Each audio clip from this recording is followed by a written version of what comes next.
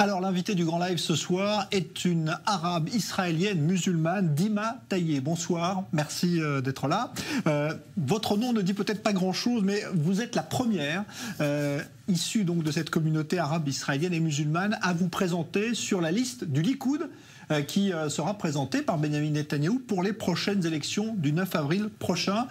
Merci d'être là. Dites-nous d'abord pourquoi vous avez décidé de vous engager en politique aux côtés du Likoud. Bonjour à tous, bonsoir à tout le monde. Je suis très heureuse d'être avec vous ici ce soir et je suis aravite musulmane et je suis candidate pour le Likoud. C'est le plus fort parti d'Israël. C'est un parti pluraliste qui soutient et qui encourage les Arabes israéliens et les différentes religions dans l'État. Et je pense que, et je crois que tous les Arabes doivent voter pour les élections à la Knesset de manière à rapprocher les communautés arabes et musulmanes, et juives et musulmanes. Et je crois surtout en Benjamin Netanyahou, qui est un des dirigeants de l'État et qui est capable d'assurer notre sécurité. Un dirigeant comme Benjamin Netanyahou est connu internationalement et apporte du respect à l'État d'Israël. Et je pense qu'il a raison. Oui. Et il faut dire que Benjamin Netanyahou, vous avez apporté son soutien à l'époque lors de cette fameuse interview qui a fait de vous finalement une célébrité. Interview face aux médias arabes où vous prenez cette décision courageuse de défendre Israël face à un média arabe, et vous aviez alors à ce moment-là reçu le soutien de Benjamin Netanyahou lui-même. Bien sûr, vous parlez de cette vidéo où le Premier ministre m'a intégré dans cette vidéo où j'ai défendu l'État d'Israël sans peur et j'ai dit d'une voix claire qu'il fallait beaucoup de courage pour dire ces choses-là, et je les crois et je continue à le dire, que l'État d'Israël, et ce n'est pas un État d'apartheid, c'est un apartheid de cohabitation, un État de cohabitation, et je pense que Benjamin Netanyahou a soutenu cette position, et je crois qu'il me soutiendra comme une femme arabe et musulmane et qui aime ce pays, et me soutiendra au sein du parti Likoud. Et pour la première fois, une jeune femme musulmane veut créer un changement et pour l'État et pour notre secteur. Et d'autant que dans notre État, il soit beaucoup mieux. Et c'est important que la voix des femmes soit entendue justement au sein des minorités, et qu'on puisse en fait entrer dans un pays, dans un parti fort, un parti qui peut créer une coalition et qui peut avoir une influence, et je peux avoir une influence sur mon secteur arabe et sur l'image d'Israël dans le monde. Et nous avons besoin de cette voix dans ce pays. Et c'est la preuve que voilà, le parti du Likoud n'est pas un parti raciste qui rejette les Arabes. Au contraire, il ouvre ses portes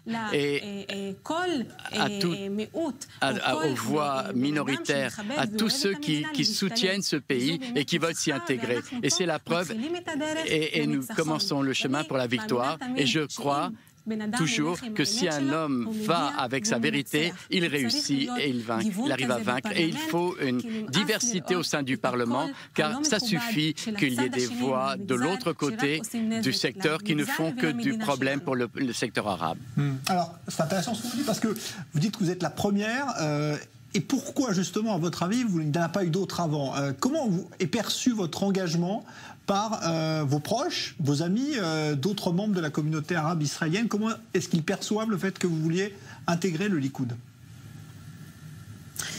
La pièce a toujours deux faces. Et le résultat, si on va dans une voie juste et pour la cohabitation et l'intégration dans ce pays, de manière à vraiment faire partie de la société israélienne, de manière à montrer que nous faisons partie de cet État et que nous devons agir ensemble, main dans la main, pour la cohabitation et pour l'État d'Israël. C'est un État juif, démocratique, qui respecte les droits de l'homme et les gens qui y vivent. Et je pense que ce n'est pas simple, mais je dois dire que je prends énormément de courage pour faire cela. Et je suis sûr qu'il y aura d'autres femmes comme moi qui vont me rejoindre et qui vont entrer à la Knesset pour représenter cet État avec respect. Et ça n'a pas d'importance si musulmane, arabe, minoritaire. Et il faut commencer à changer les choses. Et justement, votre minorité, la minorité arabe israélienne, elle s'est tout de même sentie blessée et à plusieurs reprises par le Likoud, ne serait-ce que lors des dernières élections avec l'appel de Binyamin Netanyahou ou encore la loi sur l'État-nation. Est-ce que c'est quelque chose sur laquelle vous allez travailler ? Je comprends et j'ai entendu qu'il y a des positions comme ci et comme ça, mais ne regardons pas les controverses. La question est... Quelle est la vérité? Si la communauté arabe, le secteur arabe veut être offensé, alors qu'il soit offensé. On ne fait rien pour l'économie, pour le social, pour le budget, et on ne cherche que le soutien à la cause palestinienne. Malheureusement, moi, en tant qu'arabe, je veux être représenté avec respect au Parlement et qu'on ne nous rejette pas de côté en permanence. Il n'y a pas si longtemps, vous avez entendu qu'un député arabe a refusé une proposition de loi pour avoir des postes de police dans les villages arabes. Vous ne savez peut-être pas, mais vous avez entendu dire la violence contre les femmes dans le secteur arabe, les meurtres de femmes, et ça ne les intéresse pas, ils n'agissent pas contre ça. Alors une chose pareille, si vous votez contre les postes de police dans les villages arabes, vous êtes pour la violence, et ce n'est pas acceptable. Alors moi, en tant qu'arabe, je suis vraiment humilié par des choses pareilles. Je suis humilié parce qu'on ne s'intéresse pas à nos enfants, à la future génération, qui veut vivre ici en paix dans ce pays. Et nous voulons nous intégrer. Et nous voulons la paix, et nous ne voulons pas la destruction de l'État d'Israël. Nous n'avons pas d'autre État. Regardez tous les pays arabes qui nous entourent. Montrez-moi un pays arabe qui respecte les droits de l'homme. Je veux voir un État comme ça. Même ceux qui ont des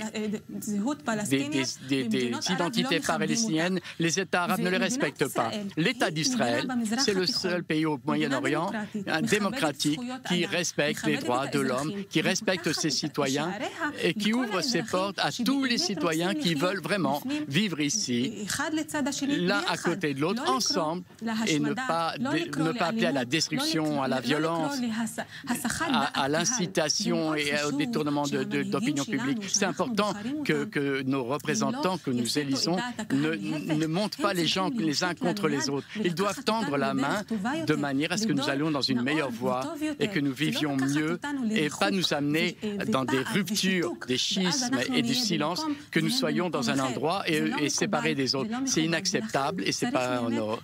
Et il faut vraiment se lever une fois et vivre dans un État où nous pouvons avoir une influence. Et le Parlement, c'est l'organe législatif et on doit être au Parlement de manière à ce que nous commencions par le Parlement à légiférer des meilleures voies pour les secteurs arabes et amener cet État pour que nous vivions ensemble en paix et que vivions dans un État qui est bon.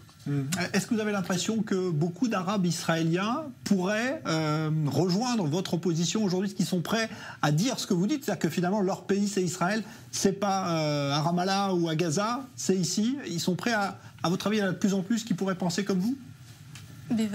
Bien sûr, je crois qu'ils pensent comme moi. Le fait est que tout d'abord, ils sont intégrés à la société israélienne parfaitement. Il y a des hommes d'affaires, il y a des juges, il y a des directeurs, il y a des enseignants, il y a des députés.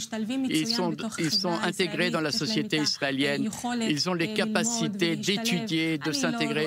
Je ne vois pas d'autobus pour les Arabes et d'autobus pour les Juifs. Au contraire, il y a ils sont réunis, une cohabitation dans l'État d'Israël, et nous devons vraiment tendre la main à ceux qui veulent réellement faire des changements dans cet État et dans le secteur arabe et pour l'image